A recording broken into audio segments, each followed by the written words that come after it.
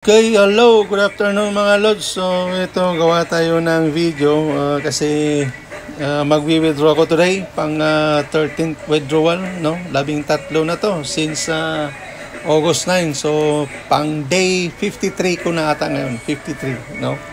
53 days with Smart AI. Alright, ito yung dashboard ko. And then makikita ko sa inyo, dito tayo sa Quantify. Okay, so click na natin yung Bitcoin logo kung magkano yung profit for today. So I hope na papatong na ito sa 44 USDT per day. Kasi 43 ka. Ay, 45. Wow, okay parang binigay ata sa atin 4.5 o 4.2, 4.3 siguro. Akala ko 44 lang. Okay, 45 mga lods. So, screenshot ko lang yan. Save natin. Alright. So, dito mga lods, mag-withdraw tayo pala. Punta tayo sa withdrawal. Yan, 247 ang available for withdrawal. Yan, So, ito, click natin yung withdraw. Dito, nakalagay na yung address ko dyan. So, enter ko na lang yung amount, 247. Sama natin yung butal 2.0, ganun pa rin 01 28. Tapos enter ko na yung password. Ayan, withdrawal success mga lods. Pumasok na siya doon sa TRC20 wallet ko. Yun ay nasa GCash. So kita nyo 157. Bilang lang tayo ng kahit mga 15 seconds o 20 seconds. 1, 2, 3, 4, 5, 6, 7, 8, 9, 10, 11, 12, 13, 14, 15, 16, 17, 18, 19, 20. So, yun. Pasok na yun sa GCash ko. Sa GCash ko, sigurado. Tron scan ng ating Smart AI. Ito yung available na ngayon from 70,000 yan kahapon. 46 na lang natira. Mahina kasi ang withdrawal dito sa dito sa TRC. Ang malakas na withdrawal andon sa BIP20 kasi nagsilipatan yung iba. Tingnan to, 1 minute and 5 seconds ago. Tingnan sa akin. Ito na. Pumasok na siya pangalawa. Yan 246.0128, di ba? Yan pangalawa. Kasi nga minus $1 yan ang fee. Alright, so bayad na mga lods, no? Wala pang 2 minutes, bayad agad. So balik tayo sa smart ko. Okay, so ngayon, dahil October Welfare ngayon, ito yung bagong program nila, no? So dito umpisa tayo sa 50 USDT. Ito yung Smart Investment Contract, no? So, yung 50 USDT, sinasabi dito, magbibigay sila ng 10% per day on 40 days cycle. So, ibig sabihin, mayroon kang $5 dito. Kung 10%, no? $5. And then, times 40 days. So, kikita ka ng 200 USDT dito, mga lods. On a 40 days cycle. 200 USDT plus balik capital na 50. So, ang total ma-withdraw mo niyan is 250 USDT. So, itong pangalawa, 50 days cycle, ang capital naman dito is 150 USDT.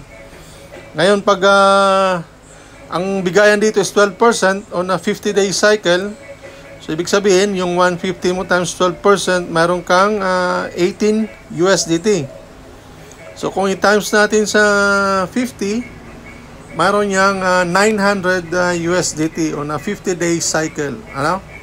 Plus balik capital na 150. So, 1,050 ang total na ma-withdraw mo dito. Ito naman mga loads is 60-day cycle pero 500 USDT kailangan dito. Kailangan ipasok mo dito, eksaktong 500. Gaya dun sa kanina, yung 150, eksaktong 150. Hindi pwedeng sobra na 501 o minus na 499, hindi pwede. So kung 501, 502 ngayon dineposit nyo, matutulog lang yung extra, no? So yung 500 lang talang tanggapin dito. So yung 500, sinasabi mayroon kang 14% daily rate. So ibig sabihin mayroon kang 70 USDT per day times 60 is 4,200 plus balik capital na 500 is 4,700 ang total takeout mo dito after maturity date. No? So, and so on mga lods. Ito, halimbawa ito. Mayroon ding 100 days. 1,500 naman ang kailangan dito. 16% per day on a 100 days cycle. Yan. So, malaki-laki ito mga lods kasi kung 1.5 times 16%, mayroon kang 240 USDT per day. 240 times 100 days is 24,000 USDT. Kayo na mag-compute niyan kung magkano sa peso, magkano sa ano, ang conversion sa currency niyo kung nasaan man kayo naroon.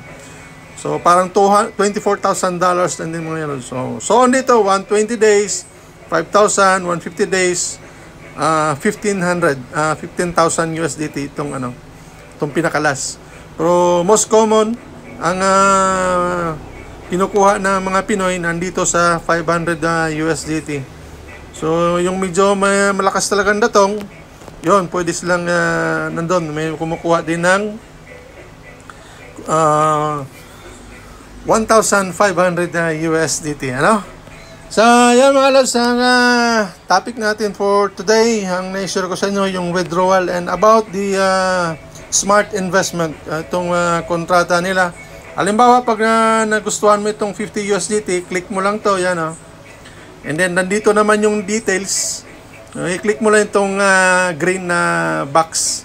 Yan, pag-click mo ng ganyan, confirm mo lang, automatic, magkaroon ka na ng kontrata. Yung sa akin, hindi pwede kasi yung available na balance ko is 15, no? Kulang pa ng 35. So, mag-deposit ako mamaya para makuha ko itong 50 USDT.